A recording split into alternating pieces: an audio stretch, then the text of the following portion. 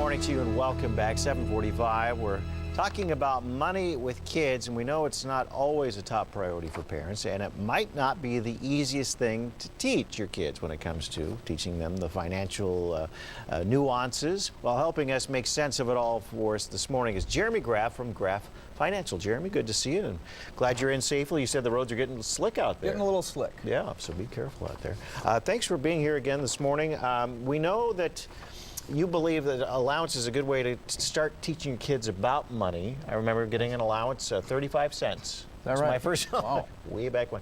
So tell us about what's the difference when we talk about maybe chores versus allowance. Yeah. And this is how I advise my clients and what I use with my own children. I think it's important to separate the two. So chores are defined as responsibilities of each family member, and we don't get paid to do our chores. For example, mom and dad don't get paid to do the laundry, cook meals, scrape ice dams off the roof. Yep. And likewise, kids don't get paid to clean their room, take out the trash, mow the lawn, etc.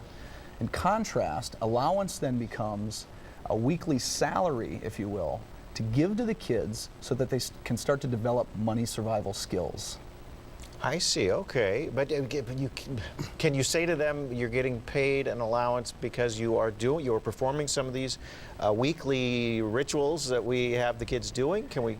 I think it's fair. Everyone can come up with their own system. That's just what I use and how I advise folks to do it. The important thing I think about allowance, though, is just the act of getting money into the hands of our kids, both literally and figuratively, so they can start to make money decisions and, most importantly, money mistakes. Right, and you've got a kind of a system for that. You call it the concept of share, save, and spend. Yes.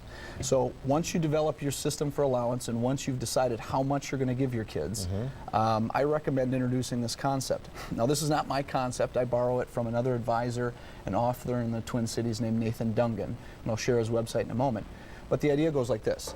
You give your kids their weekly allowance, and you give them full discretion over what they get to do with the money. Say $15 in this case. Yeah. We'll use that as an example. Okay. But there's one major catch. They must share 1/3 of it, they must save 1/3 of it, and then they have the remaining third to spend on whatever they like. Discretionary. Discretionary. Okay. Yep. And we've done this. It's a little rich in my house, $15. They're getting $5 a week if they're lucky. But we've done that with our girls where they've got 3 envelopes they have to put it in. And it's a good way to do it. You've got one for charity, you've got one for saving, and one that they can spend. That's perfect, and that's exactly what we do. And I'll use our family as a case study and as an example.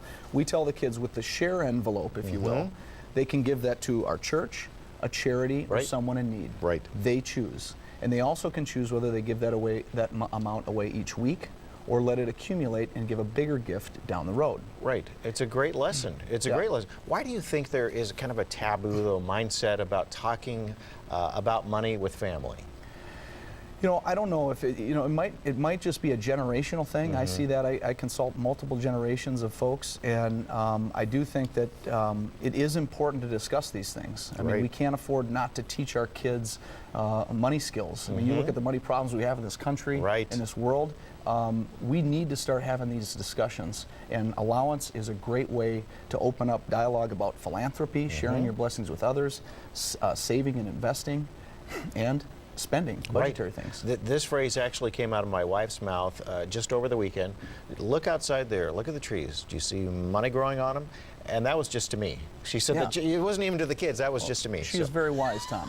That's very true. Jeremy, thanks very much. Good information. And where can we get some additional information? Parents can find some free information. Yeah, I would direct folks to Nathan Dungan's website, Share, Save, Spend, just a wealth of great information, not only for your kids, but your grandkids and yourself. And say that again?